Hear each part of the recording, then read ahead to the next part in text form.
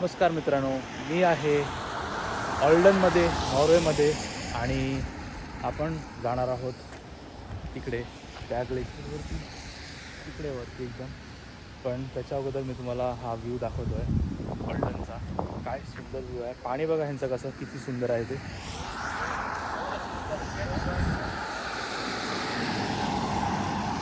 आपण तिकडे आलो त्या ग्लेशियरवरती तिकडे आता, आणि ह्यांचं पाणी बघा किती सुंदर आहे.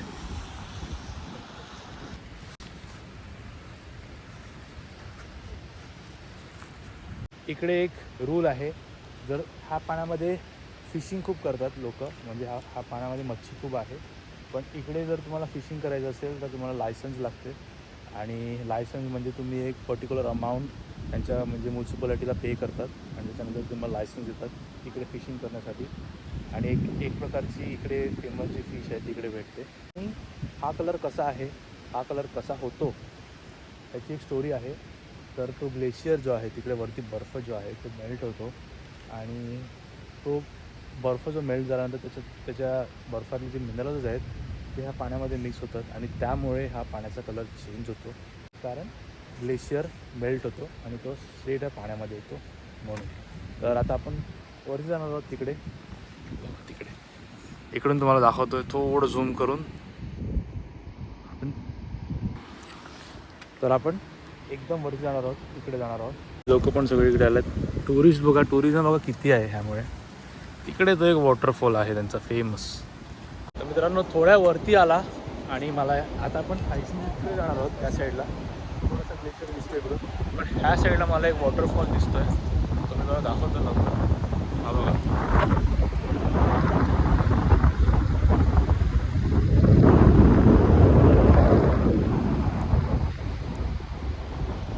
आणि तो तिकडे तो ग्लेशियर आहे. बघा, तो ग्लेशियर आहे.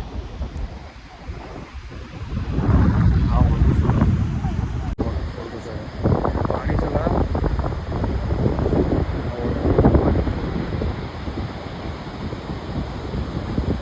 तर माझ्या पाठी बघा, एवढी जी लोकं आहेत ती सगळी हायकिंगला चालली आहेत. आणि तिकडे तो एक वॉटरफॉल, इकडे पण एक वॉटरफॉल आहे समोर पुढे. तो बघा, तो पण एक वॉटरफॉल आहे तिकडे. हा सगळा बर्फाचं पाणी आहे. बर्फावरती जो मेल्ट होतो तो पाणी सगळा खाली येतो.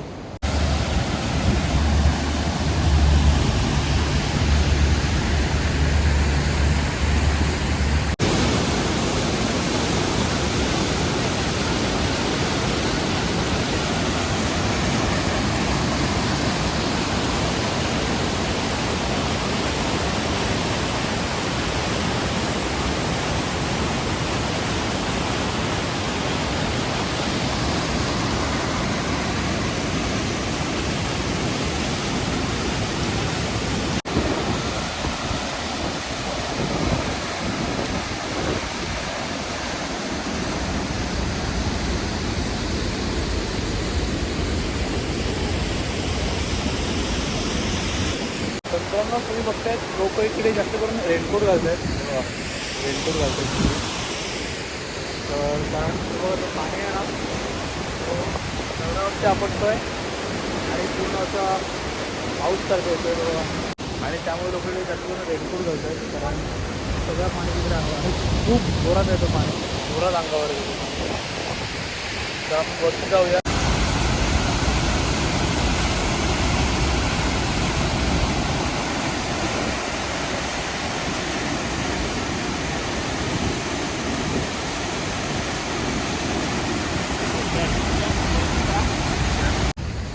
खाली तुम्ही बघू शकतो, त्याच्याहून खालून मी ट्रेक करत आलो आहे वरती.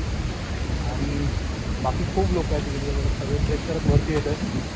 एवढ्या खालून हा रस्ता आहे, आणि इकडून आपण जाणार आहोत असे वरती. आता थोडं वरती आहे काय, पाऊस पाणी कसं धबधब्यावरून खाली जाते.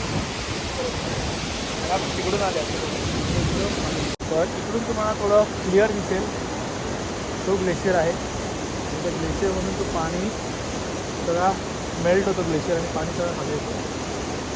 आणि ॲज पर माय इन्फॉर्मेशन पाणी आता ग्लेशियर जास्त मेल्ट व्हायला लागलं आहे ग्लोबल वॉर्मिंगमुळे. म्हणून ही जी रिवर आहे त्याची लेंथ एवढी नव्हती, पण ती वाढत चाललेली आहे कारण बर्फ जास्त मेल्ट होत आहे. तर आता आपण थोड्या जवळ जाऊया ग्लेशियर. मित्रांनो, फायनली 1 तासभर चालल्यानंतर मी इकडे आलो आहे आणि काय सुंदर असा नजारा आहे. किती लोक इकडे फक्त एवढे म्हातारे लोक ट्रेकिंग करण्यासाठी आले तिकडे 1 तास 1.5 तास चालून. तेव्हा तिकडे त्या साईडून अप्रॉक्सिमेटली त्या एंडून आपण इकडे आलो आहोत आणि तो माझ्या पाठी आहे एकदम जवळून ग्लेशियर. ह्याच्या अगोदर एक मी व्हिडिओ केला आहे, त्याच्यावर प्रॉपर ग्लेशियरवरती गेलो आहे वरती. पण आज एकदम वरती नाही जाऊन तर खालूनच ग्लेशियर कसा मेल्ट होतो आणि तो पाणी ह्या पाण्यामध्ये मिक्स होऊन कसा त्या साईडला एक वॉटरफॉल फॉर्म होतो हे बघण्यासाठी किती लोक इकडे आले आहेत बघा. एकदम, कारण बर्फाचं पाणी आहे. काय वेदर आहे इकडे जबरदस्त.